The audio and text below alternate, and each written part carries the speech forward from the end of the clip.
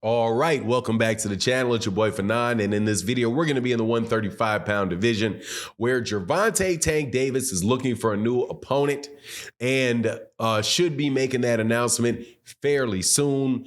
And there is mention around of it being a certain guy who is a very, very dangerous fighter, just lost to Shakur Stevenson. But according to one of the best young 140-pounders that there are, Richardson Hitchens, Africa is the alias that he has. He says, man, this dude could be trouble for anybody fighting him. And that anybody would include Gervonta Tank Davis. So let's talk about that and the irony of it in this video.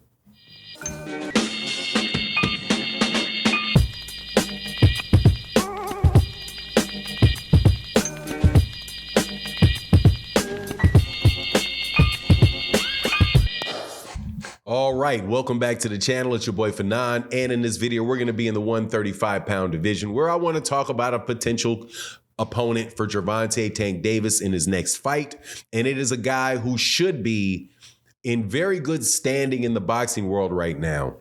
And if he is the person that Gervonta Davis chooses to fight, which he very well may be, how interesting it will be to see the reactions to the fight, considering what Richardson Hitchens had to say about a fight between Shakur and Edwin de Los Santos, and anybody else fighting Edwin de Los Santos at 135 pounds.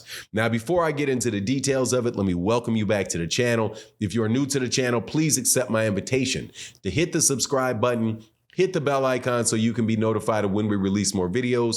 And if you're a longtime subscriber and supporter of the channel, thank you guys so much. It really makes a huge difference to the channel. So thank you to especially my guy, Matty O, who's so consistent in the super thanks.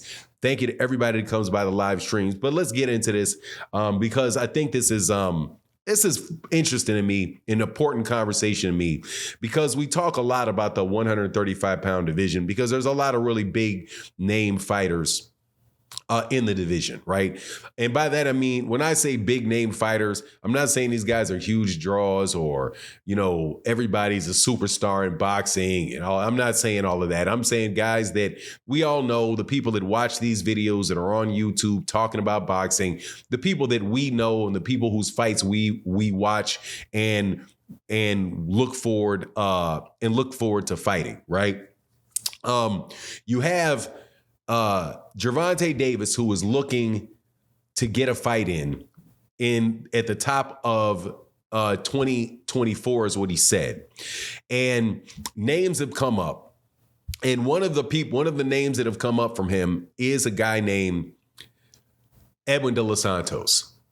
Edwin de Los Santos is the person that just lost to Shakur Stevenson for a fight for the WBC title that was vacated by Devin Haney when he moved up in weight to fight Regis Prograis.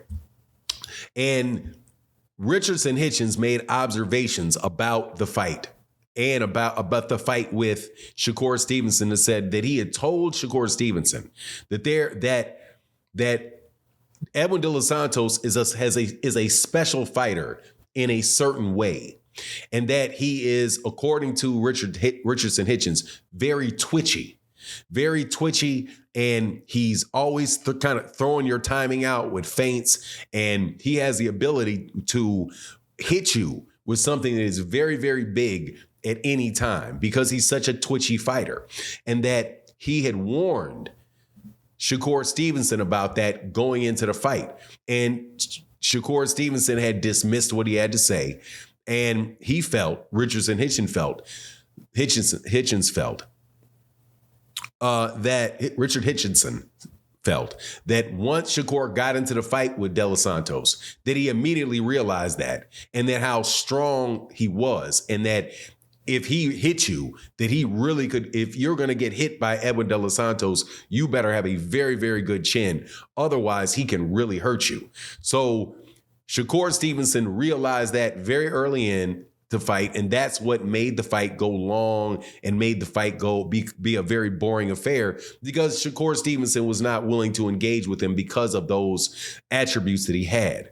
Now, I think all of that is fair game, because we saw what happened when Edwin De Los Santos fought Rayo Valenzuela and caught Rayo Valenzuela when Rayo Valenzuela was engaging with him, and he wound up knocking out Valenzuela. Now, what does that mean for Gervonta? If Gervonta Davis fights, let's just assume Gervonta fights Edwin De Los Santos and he beats Edwin De Los Santos. Will that be somebody that boxing fans that are typically very critical of and actually very critical of everybody Gervonta fights, is that going to be considered a flat-footed Hispanic that is just an easy fight, and Gervonta Davis picked him because he knew he was going to win, and that's not any real risk? Now, according to Richardson Hitchens, that is a very big risk that Shakur Stevenson fought fighting Edwin De Los Santos, because Edwin De Los Santos, again, is a very twitchy, awkward, powerful fighter that if you slip up, you can definitely get hurt. And if you don't know Richardson Hitchens, Richardson Hitchenson is a 140 pounder. He's not a small guy. He's not a chinny guy.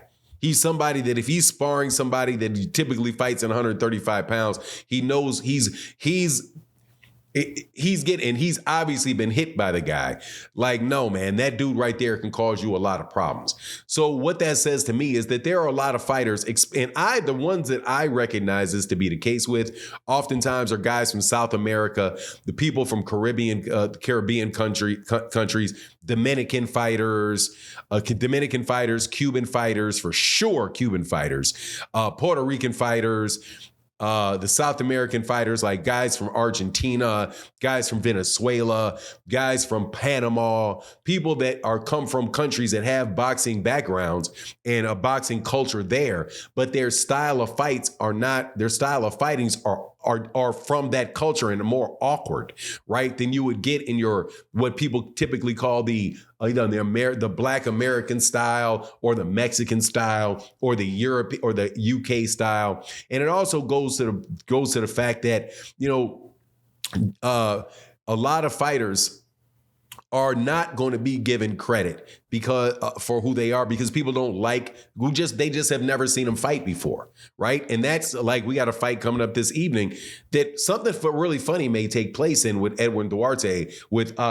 Oscar Duarte and Ryan Garcia. One of the people that always that this scenario reminds me of is Sergio Martinez and I believe Sergio Martinez is I think he's from Argentina. He's either from Argentina or he's from Venezuela, but I believe he's from Argentina. But he was the type of fighters, man, that is just so awkward, and he's athletic and he has a lot of power and he's aggressive, but you're just not used to seeing him. So you can't predict what he's going to do as well as you can other people. And he caught a lot of people by surprise. And after he caught him by surprise, he kept on beating them because he just couldn't really do a lot with Sergio Martinez. And that may be the case with a guy like Edwin De Los Santos. Very well, I think, is a situation like could happen when Hector Garcia fought Chris Colbert, and Chris Colbert just didn't see that style coming. It may change once somebody, kind of got more of a beat on him. Then, Lamont Roach was able to beat him, right? I think it was a close fight. I didn't actually get to see the fight, but I know that he dropped him in the 12th round and wound up getting a close decision out of that fight with Hector Garcia. But, Lamont Roach had seen him and was able to kind of know what was going on. But people still don't give Hector Garcia the credit for being as good a fighter that he is. So That's why I'm telling you, man, like I don't put a lot of stock in this. All you do is fight flat-footed Latino fighters as if these guys are easy fights to be made or they're easy fighters to beat. Listen to those guys over there. Go look at what happens when the UK fighters bring Mexicans and bring South Americans over there to fight their champions. They lose to those guys on a regular basis. You get guys that literally got guys coming up out of nowhere, right? Like Mauricio Lara, jumping up there and winning 126 pound, beating up 126 pound champions. When if you look at his resume, he looks like he's just a Mexican journeyman. But anyway, that's my take on the matter. Please let me know what you think in the comment section. And with that, I'm out. Deuces.